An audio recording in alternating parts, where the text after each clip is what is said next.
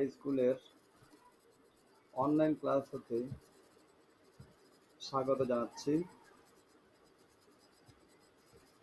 নবম ও দশম শ্রেণীর শিক্ষার্থীদেরকে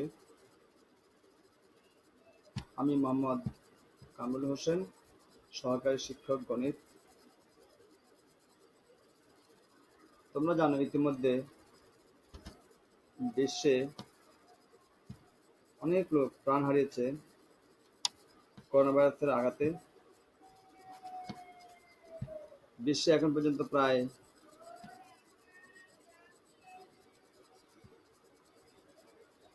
2,49,33,000 লোক করোনা ভাইরাসে আক্রান্ত হয়েছেন এবং অনেকে এর মধ্যে মারা গেছেন। আমরা আমাদের প্রধানমন্ত্রীকে ধন্যবাদ দিতে চাই যে এর জন্য যে উনি আমাদেরকে এই করোনা ভাইরাসের দুর্যোগকালীন সময়ে তোমাদেরকে স্কুলে না পাঠিয়ে বাড়িতে বসে পড়ালেখা করার সুযোগ করে দিয়েছেন। তার জন্য আমরা বাংলাদেশের মাননীয় প্রধানমন্ত্রী শেখ হাসিনাকে আন্তরিকভাবে ধন্যবাদ জানাচ্ছি। তোমরা আশা করছি বাড়িতে আছো, সুখে শান্তিতে আছো, প্রয়োজন ব্যতীত বাড়ি থেকে বের হবে না। যেহেতু আমাদের বিদ্যালয়গুলো বন্ধ আছে, তোমাদের সুস্বাস্থ্য কামনায় বিদ্যালয়গুলো বন্ধ রাখা হয়েছে।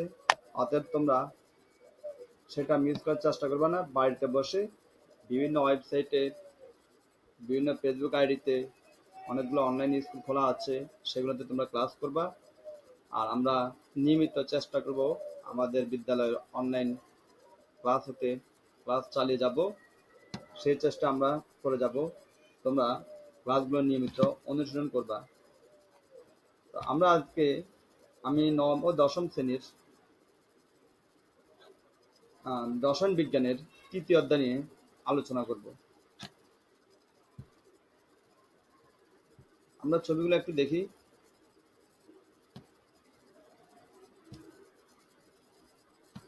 এটা তাহলে কিসের ছবি? হ্যাঁ, এটা হলো একটি হাতুড়ির ছবি। আচ্ছা, হাতুড়ির ছবি। আর এটা কিসের ছবি?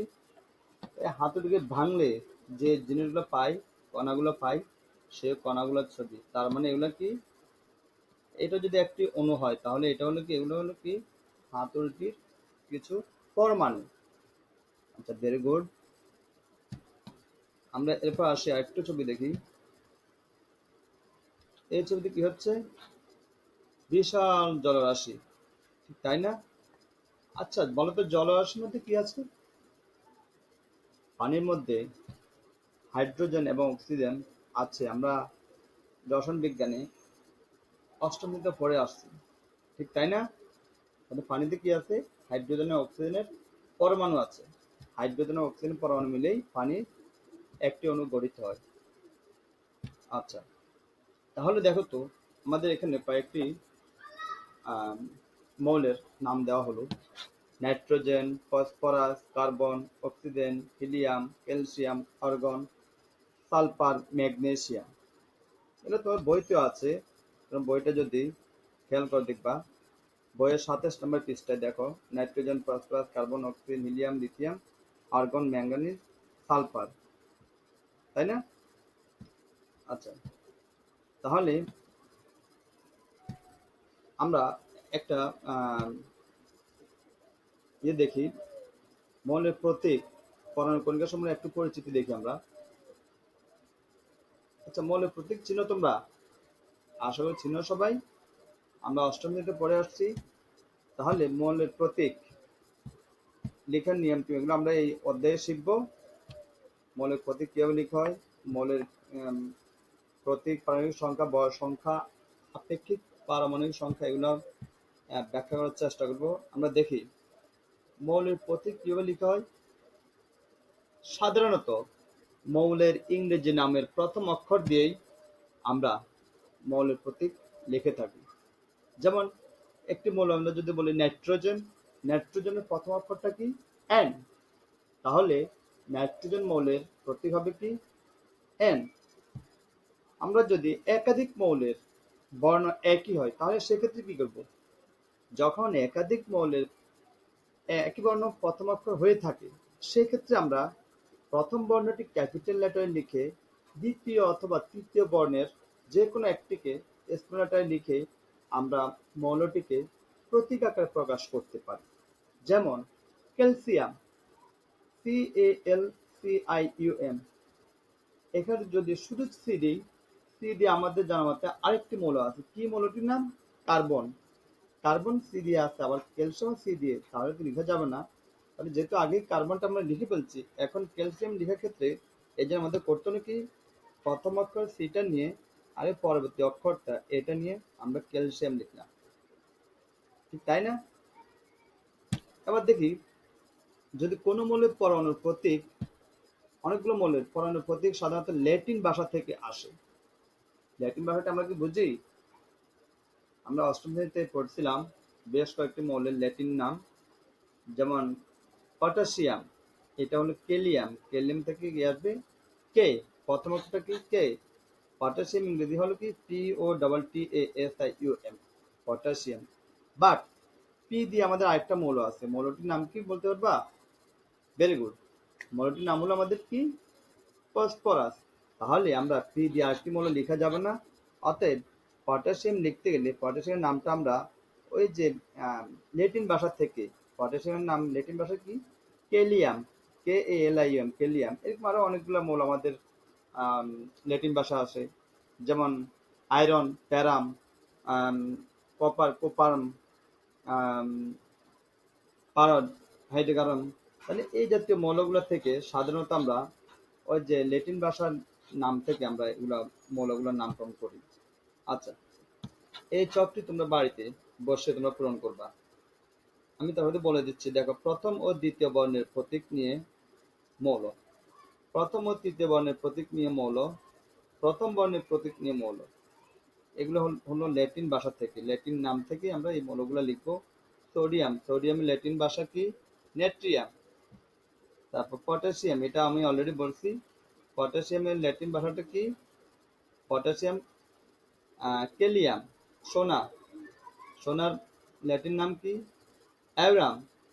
কিন্তু সোনা যদি গোল্ড বলি, জি লিখলে আমাদের এখানে হবে না, লিখলে অ্যারাম থেকে AU দিয়ে লিখতে হবে। পটাশিয়াম কে, পটাশিয়াম কেলিয়াম থেকে কে, সোডিয়াম নেট্রিয়াম থেকে Na। তাহলে এখানে প্রথমে দ্বিতীয় বর্ণের প্রতীক নিয়ে মৌল গঠন, যেমন অ্যালুমিনিয়াম Al অলরেডি বলা হয়েছে, আর্গন Ar, ক্যালিয়াম ক্যালসিয়াম Ca। প্রথমে তৃতীয় বর্ণের প্রতীক নিয়ে মৌল গঠন করলে তাহলে কি? Magnesium Mag। তাহলে দেখো Mag, তাহলে প্রথম বর্ণ এবং জি মানে তৃতীয় বর্ণ নিয়ে আমাদের এটা লিখতে হচ্ছে, ঠিক তাই না? যেমন ক্যাডমিয়াম CAD, তাহলে CD, এটার প্রতীক কি? CD, ওই প্রথম বর্ণ তৃতীয় বর্ণ নিয়ে। ম্যাঙ্গানিজ MAN, ম্যাং, তাহলে M এবং N নিয়ে আমাদের ম্যাঙ্গানিজ প্রতীকটা লিখতে হবে, তাই না? আচ্ছা, পারমাণবিক কণিকা সমূহ আমরা দেখে নিই একটু। পরমাণুতে কি কি কণিকা আছে বলতে পারো? ভেরি গুড, আমরা পড়ছিলাম আগে কি কি পরমাণবিক কণিকা সমূহ? 3টি কণিকা আছে, ঠিক তাই না? কি কি পড়ছিলাম এগুলা? প্রোটন, ইলেকট্রন এবং নিউট্রন, ঠিক তাই না? তাহলে ইলেকট্রন, প্রোটন এবং নিউট্রন। আচ্ছা, কণিকা সমূহের আধান সম্বন্ধে আমরা পড়ছিলাম, আমরা একটু আধানগুলো জেনে নিই। পরমাণুতে যে 3টি কণিকা আছে, ইলেকট্রন, প্রোটন, নিউট্রন, কোন কণিকাটির আধান কিরকম আমরা বলতে পারবো?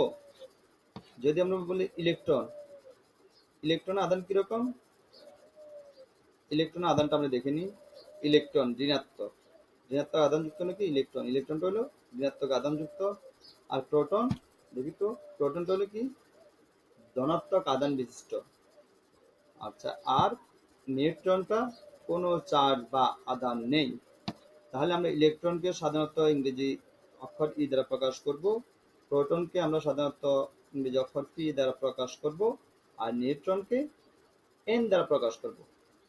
ঠিক আছে বন্ধুরা, আরেকবার দেখে নিই। তাহলে ইলেকট্রনকে আমরা ই দিয়ে প্রকাশ করব, প্রোটনকে পি দিয়ে প্রকাশ করি, আর নিউট্রনকে এন দ্বারা প্রকাশ করি।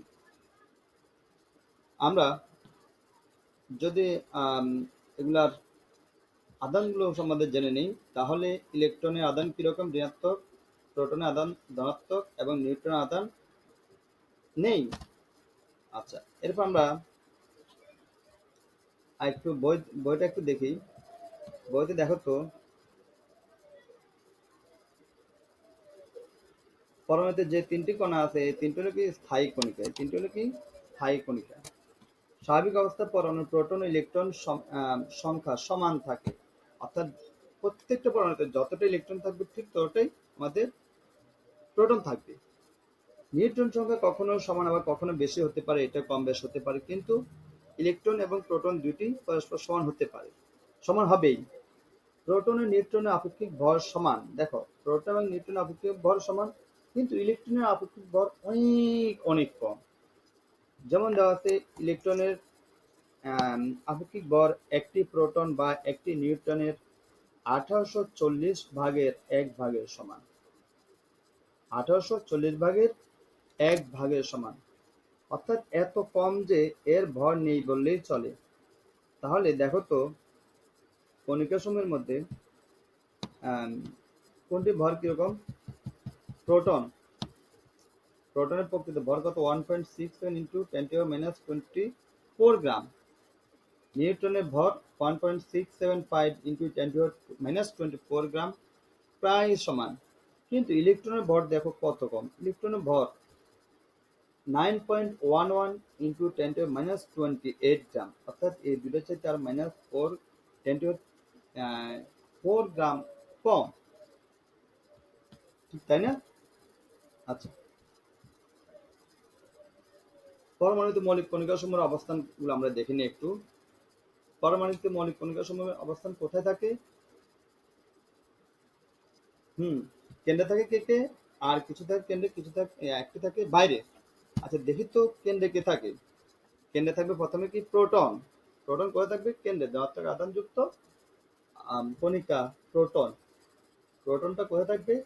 পরমাণুর কেন্দ্রে। আরেকটা হলো, আরেকটা আধান কি? নিউট্রন। চার্জবিহীন নিউট্রন, এটা থাকবে কোথায়? কেন্দ্রে। তাহলে তার মানে কেন্দ্রে নিউট্রন থাকে এবং প্রোটন থাকে।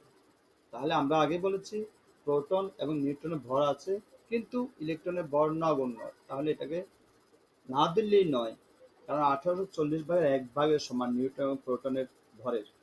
তাহলে পরমাণুর কেন্দ্রে থাকে নিউট্রন, প্রোটন, এই দুটোর ভর যেটি, সেটি হচ্ছে একটি পরমাণুর প্রকৃত ভর, ঠিক তাই না?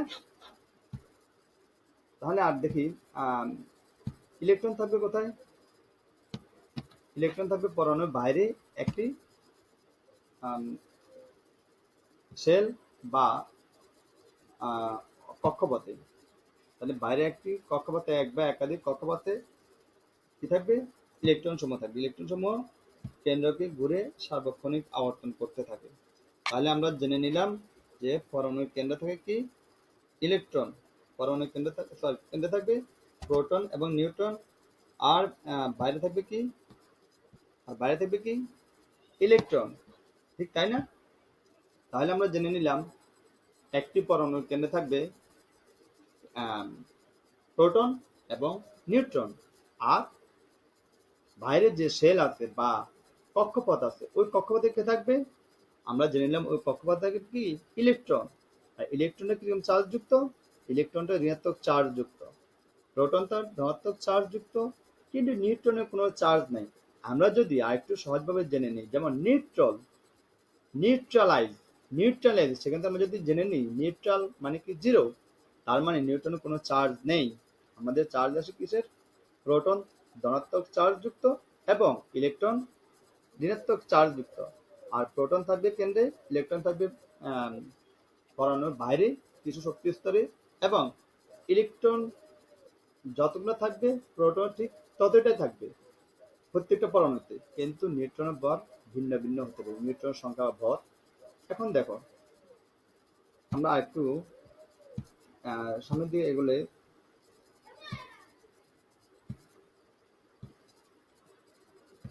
তোমরা যদি খাতা কলম কাছাকাছি নিয়ে থাকো, তোমরা তাহলে একটা কাজ করো। একটি মৌলের পরমাণু থেকে আরেকটি মৌলের পরমাণুর মধ্যে কি কি পার্থক্য দেখা যায়, এগুলো একটু তোমরা খাতায় একটু লিখে নাও তো। এক্ষেত্রে আকারে এবং ভরে, তোমার আকার, ভর এবং ধর্মের মধ্যে কি কি পার্থক্য দেখা যায়, তোমরা এগুলো একটু লিখে নিবা। আর তোমরা এগুলোর জন্য প্রয়োজনীয় সহায়তা নিতে পারো আম, ইয়ে থেকে, কি বলে, তোমাদের ওই যে পর্যায় সারণী আছে ওখান থেকে। তাহলে পর্যায় সারণীতে আমরা এগুলা মৌলগুলা ভর ভর ধর্ম এগুলো অনেক কিছু আমরা দেখলে দেখতে পাবো, এগুলার ভর কত, পর্যায় অবস্থান কত। আমরা একটু কাজ করব, যদি তোমরা পারো পারমাণবিক সংখ্যা অনুসারে 1 থেকে প্রথম দিন 20 নাম্বার পর্যন্ত মৌলসমূহের নাম, প্রতীক, সিরিয়াল বাই সিরিয়াল শিখে নেওয়ার চেষ্টা করবা। 1 থেকে 20 পর্যন্ত পারমাণবিক সংখ্যা অনুযায়ী, যেমন 1 নম্বরে আছে হাইড্রোজেন, 2 নম্বরে হিলিয়াম, 3 নম্বরে লিথিয়াম। আর এগুলো পারমাণবিক প্রতীক সহ শিখে নেওয়া। প্রতীক hydrogen H, helium H, lithium LI. তাহলে আমরা করব কি, এই 20টা শেখার পরে পরের দিন আরো 10টা, পরের দিন আরো 10টা, এভাবে করতে করতে 108টা মৌল আমাদের প্রকৃতির প্রাপ্ত যে মৌলগুলো আছে, কেমন, 118টি মৌল, সরি এই 118টি মৌল আমরা যদি শিখতে নাও পারি, দশম শ্রেণী পর্যন্ত কমপক্ষে 50টা মৌল শেখার চেষ্টা করো। নবম শ্রেণীতে, দশম শ্রেণীতে গেলে বাকিগুলো শিখবা। যদি 50টা মৌল প্রথম দিন 20টা, পরের দিন 10টা, পরের দিন 10টা সিরিয়ালি শিখে নাও, পরবর্তীতে আমরা এগুলার অবস্থান পর্যায়সারণীতে দেখিয়ে দেবো। পর্যায়সারণীতে একদম ইজিলি তোমরা এগুলা ভিন্নভাবে ভাগ করতে, বা মনে করো মৌলের আম, আহ, কোন মৌলটি ক্ষারক, কোন মৌলটি মনে করো অ্যাসিড, কোনটি বা আহ, ঋণাত্মক ধর্মী, কোনটি ধনাত্মক ধর্মী, কোনটি গ্যাসীয়, সবগুলো আমরা পরে ওখান থেকে জেনে নেব। পর্যায়সারণী থেকে এগুলো আমরা ভাগ করে নেব, ভাগ করে আমরা পরবর্তীতে জেনে নেব। তোমরা তাহলে প্রথমে তোমাদের কাজ কি, এই মৌলগুলার প্রত্যেকটির নাম, প্রতীক সহ কিভাবে শিখবা, সিরিয়াল বাই সিরিয়াল পারমাণবিক সংখ্যা অনুযায়ী। ঠিক আছে, আচ্ছা ওকে। আমরা দেখি নিউক্লিয়াসের বাইরে চারদিকে বিভিন্ন শক্তি স্তর বা শেল বা স্তরে কি থাকে, ইলেকট্রন সমূহ নিজস্ব কক্ষপথে ঘুরতে থাকে। প্রথম কক্ষপথে আমরা শিখেছি অষ্টম শ্রেণীতে যে প্রথম কক্ষপথে 2টি মৌল থাকবে, দ্বিতীয় কক্ষপথে 8টি মৌল থাকবে, তৃতীয় কক্ষপথে 18টি, এভাবে সেল অনুযায়ী ইলেকট্রন সমূহ তার কেন্দ্রকে আবর্তন করে ঘুরতে থাকে।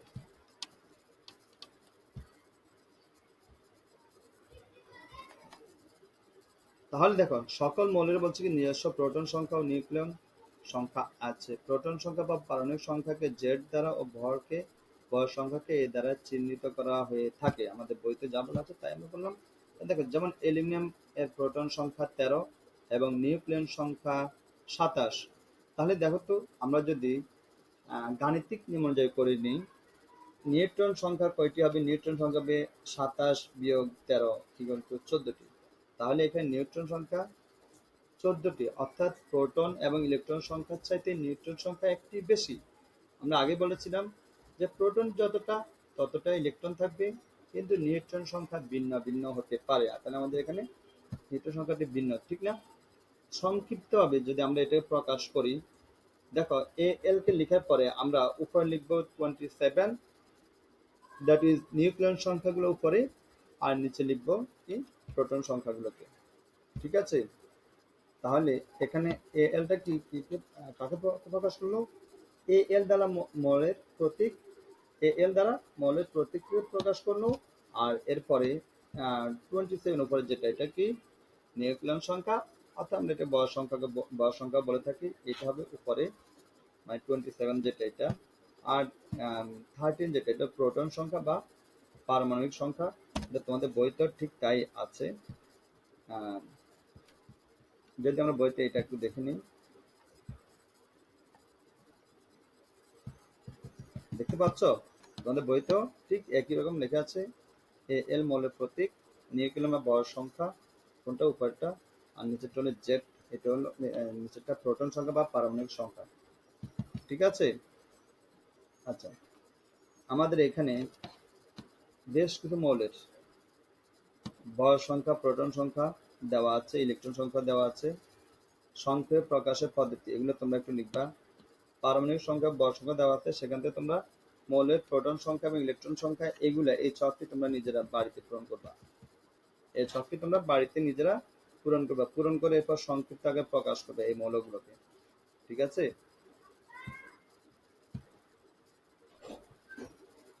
আচ্ছা, ওকে। আমরা যদি